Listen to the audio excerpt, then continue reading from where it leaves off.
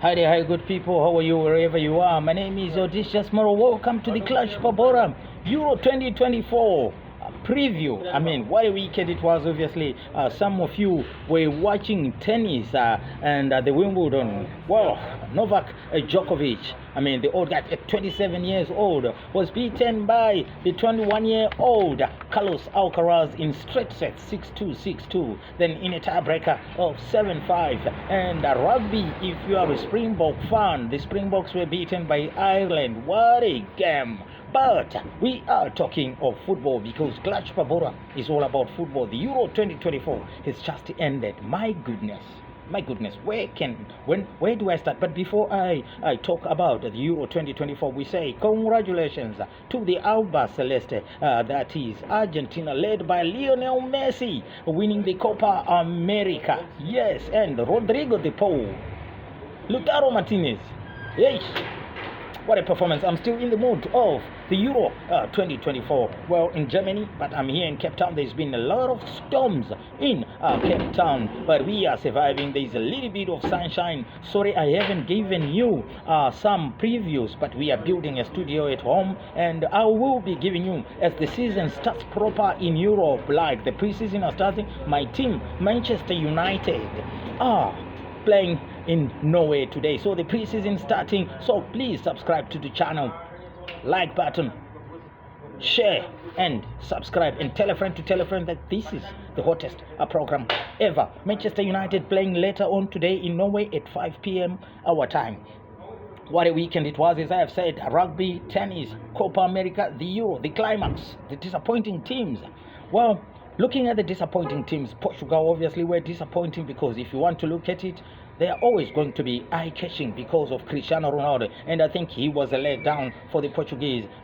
In life, I'm getting some wrinkles. In life, when you're young, you're going this way, and when you reach that age, you go that way.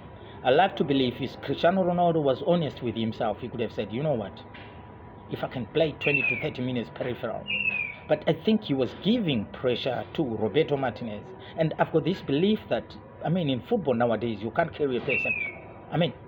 Hats off to Cristiano Ronaldo. He's one of the greatest players ever.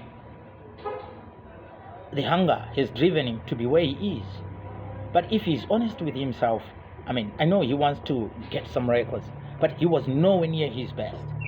We can accept that the great man has reached at that age where he can't push it anymore. It's like me, there are some times I think that I'm still handsome. There are times when I still think that I can still run. I used to play football, dangerous midfielder. I could pass with my outfoot. But there are times when you've got to accept that it's done. And Portugal were disappointing. Another team which was disappointing, obviously, it was France. France came into this tournament, obviously, with a lot of young players who are really doing quite so well, because if you look at Kylian Mbappe, what a player he is, we all thought that he's going to lead France to win the tournament, and they're always a good side. But Mbappe, I think, maybe it's an excuse. I like to believe that that mask really hindered him a little bit, but it was the balance from midfield to attack. They couldn't find that good combination. Very good players in N'Golo Kante, in Tchouameni, in Adrien Rabiot, but they couldn't find that balance.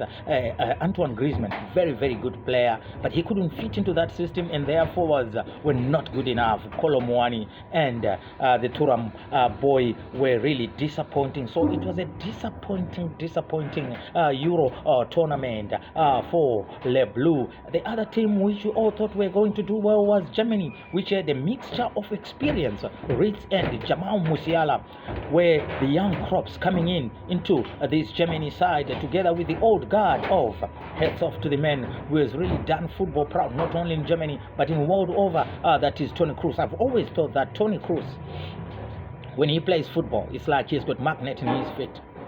He never loses the ball. I've never seen Toni Kroos loses the ball. What a player. He has called it quits at his career playing for Real Madrid and also for the Germany national team.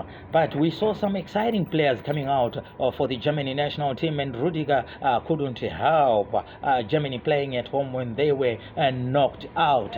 And also, we look at Austria. They had a very, very good tournament. But let me talk about La Furia Roja, that is Spain. Yes, yeah. Spain were good. I support England. I like England because I watched the English Premier Soccer League. But to be quite honest, Spain were absolutely brilliant.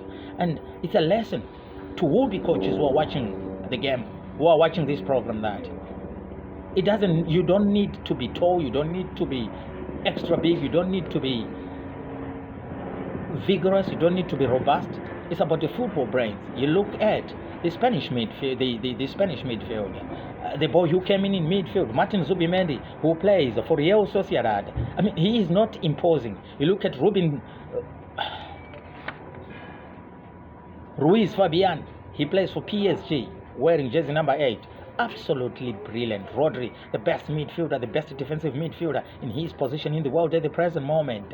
Dani Olmo, everyone was crying when Pedri got injured against Germany. They were saying, what are they going? You see, the strength of this Spanish side is that whoever you playing in that team just comes in and fits. And I must say that Luis de la Fuente, the 63-year-old coach, he's a journeyman. He has coached some youth teams in Spain. I mean, he came in. He's got a pedigree of lifting small teams. He coached Seville and Atletico Bilbao, and he was brave to play this young team. I'm going to Lamine at 16 years old. He turned 17 on Saturday, a day before the final. He's been voted the young player of the tournament. What were you doing when you were 16 years old?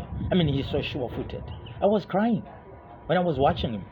He plays without fear. He's so sure. He knows he is good. Nico Williams at 21. What a player he is. Alvaro Morata at 31 years old. Of course, people were writing him off, especially when he played in England, and people were saying he has been. But he's been so brilliant. The oldest player for Spain, that is Jesus Navas. He was here in South Africa 2010 when he was playing for La Fria Roja when they won the World Cup. Then 2 years later, he won the Euro 2012. Spain are going places. Football won yesterday. They beat an English side, which was poor, not well coached. Gareth Southgate, yes, he has taken England from the doldrums to the semi-finals of the World Cup. The last Euros, they reached the finals. And again, the same thing, the same sickness. They lost to Italy, and this one, they lost it. They bottled it up. He's got good players. Phil Foden, Jude Bellingham, Bukayo Saka, the emergence of 19-year-old Manchester United midfielder, Kobe Mainoo. It is the composition of the team, the balance of the team. You look at the bench. Cole Palmer, he has had a terrific cameo. Ivan Toney, Trent Alexander-Arnold, Eberechi Eze, Gordon, Ollie Watkins. What more do you want? England, it's not coming home. So near, yet so far. Please, guys, now we are going to the business things of the season. The season is starting now. I'll be giving you some updates on some friendlies. English Premier Soccer League, Spanish La Liga, German Bundesliga. The transfer news. Just please tell a friend that Clutch Pabora, it's a YouTube channel. I've not been posting. I've been waiting for this time. Everything has got its time. Please subscribe to the channel. Notification. Share the video. Until we meet again, when I will be giving you some updates on transfers and friendly matches coming on. From me, Odecious Marowa. I'm still having the Euro 2024 vibes. It will be raining cats and dogs here in Cape Town. So guys, thank you so much for joining me. Until we meet again in other channels. Cheerio, bye bye.